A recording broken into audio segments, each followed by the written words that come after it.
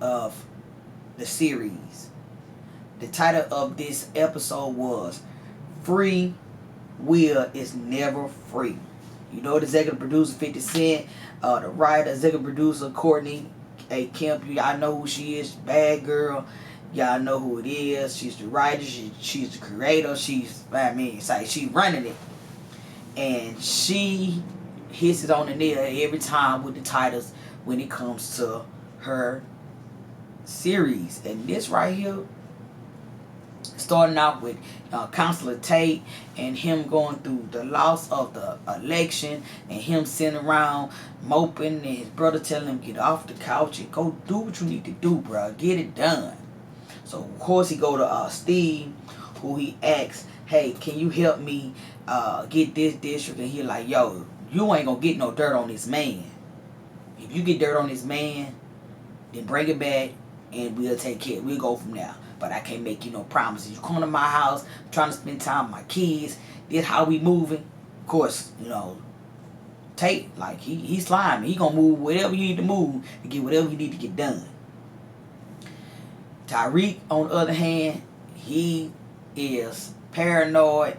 After killing the professor, he's moving different. He done went home, so he have an alibi. He stayed with his grandmother, and his sister overnight, so he can have a reason to say, hey, I was, in case the police call sniffing, he got an alibi saying he was at the house. But of course, he's waking up in nightmares and dealing with his aftermath. He dealing with what he stepped his butt into. He had to kill the professor because the professor knew too much. Of course, Kane took the first shot. He finished it off, and they used the actual side boo of Monet, Daniel gun, the detective, to finish him off, and they left that gun at the scene. When they left that gun at the scene, it set up the new character. Detective Kevin is coming to the scene because he's now the active detective on the case where they find Professor body in the park with the gun. So of course Detective Kevin like, don't let the news know, the media know that we found this gun. We can't find the detective that the gun belonged to. He ain't done by a long shot. So because he figures out that they carried a friend, I'm assuming an ex-lover of his, works at the university that the professor worked at.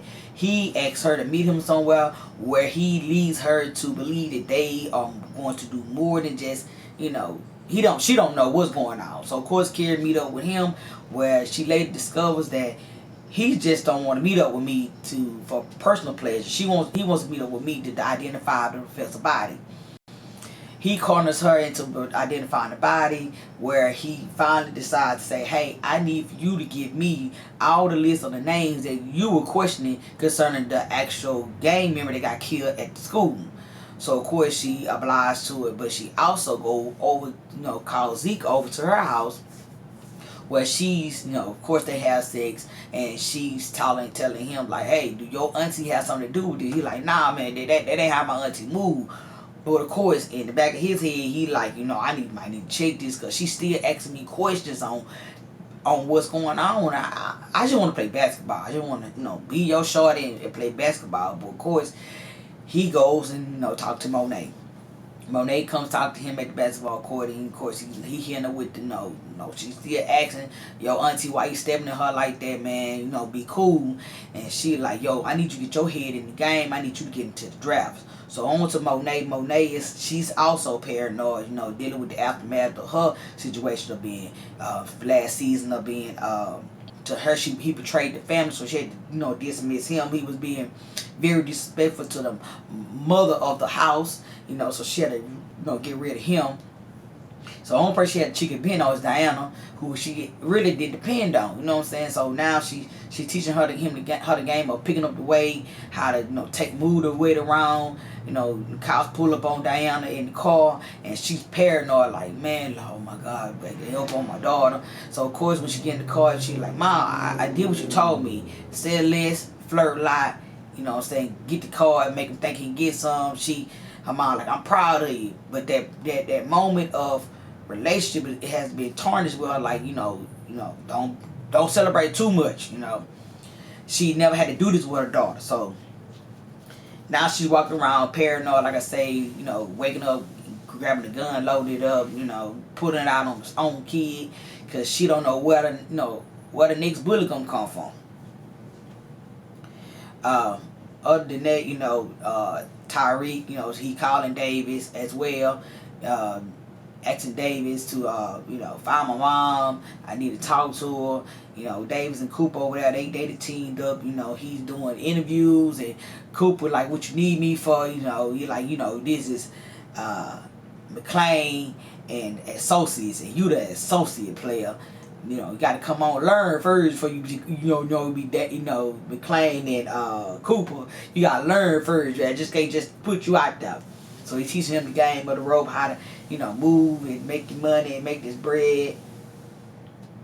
Tariq, of course, you know, like I said, he had need the alibi. He got the alibi with his sister in the overnight, but he also go with, you know, Brandon. Brandon needed him to be his sidekick, because his life is being controlled as well through his father. He's free, but he's not free. His father wanted him to, you know, pledge the fraternity he was in.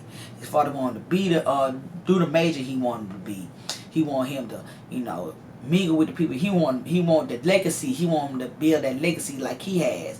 And his brother, like, you know, you gotta follow along, bro. You know, fall in. You know, he bought his son. You know, he tricking. You know, give him a little gifts, little cards here. You know, come out and meet certain people, uncles. You know, the senator, and you know, and Tariq is, you know, he roughly fellas like, hey, how much money you making off this and that and this and that, and the professor, I mean the council, like, who the little boy is? I don't know who this little boy is. But anyways, they, you know, they go to this hunt. They angrily hunt. They go to the cabin where they hunt deers, and Brandon, like, you know, and what did the deer do to y'all? You know, hey, bro, this, you know, this something that we do annually, but hey, let's go shoot Bambi. You know, him and Tariq, they sitting down. He's like, man, I enjoy this, man. He like, man, hey, this is what come with being white. This is what come with being white and being privileged. This is what we do. We sit in tents and we shoot deers. That's all we do. Okay? This get me into networking with people I don't want to network with. I just want to sell cocaine. That's all he want to do. He want to be Tommy. He wants to be Tariq is Ghost, and Brandon want to be Tommy. That's all he want to do. He don't want to do nothing his family want him to do. He has no free will. He's not free. So of course, you know, they find it. They kill her. They shoot a deer. Tariq takes off to go, you know, finish it off, and the senator takes a shot. Almost hit Tariq in the head. I don't know how you apologize for something like that, but it's ironic that you almost shoot him in the head where Tariq shot the professor in the head. So y'all see the storyline. The writing is impeccable. Of course, you know, just apology. You know, we just gonna apologize. I apologize, Tariq. You know, since I almost killed you, you could take the kill shot. like the writing is great, y'all. You could take the kill shot, Tariq, since I almost killed you. Huh? But let's go back to your boy Dave. Dave go and introduce a new character. His brother. His brother is locked down. I'm assuming his brother has some kind of disease. He's played by Redman. I'm loving that Method Man and Redman is bringing it, bro. That's how you bring your partner up, bro. You figure out how to get him in the game. You know what I'm saying? So I knew that Davis had a motive on why he brought Cooper into his association. You know what I'm saying? We just ain't gonna give you no job for no reason. So of course he talking to his brother. He like, yo, you take your meds. You know, you need to be on your jump. He like, yeah, bro. How you get that mark on your face? He like, bro, I give it away as well as I can take it. So he like, yo, you remember I told you about the white lawyer? He like, yeah, man, what's up? He like, man, I'd hide him. He like, what? He like, yeah, man, we gonna get you up out of here. So that's the whole purpose of Davis hiring Cooper.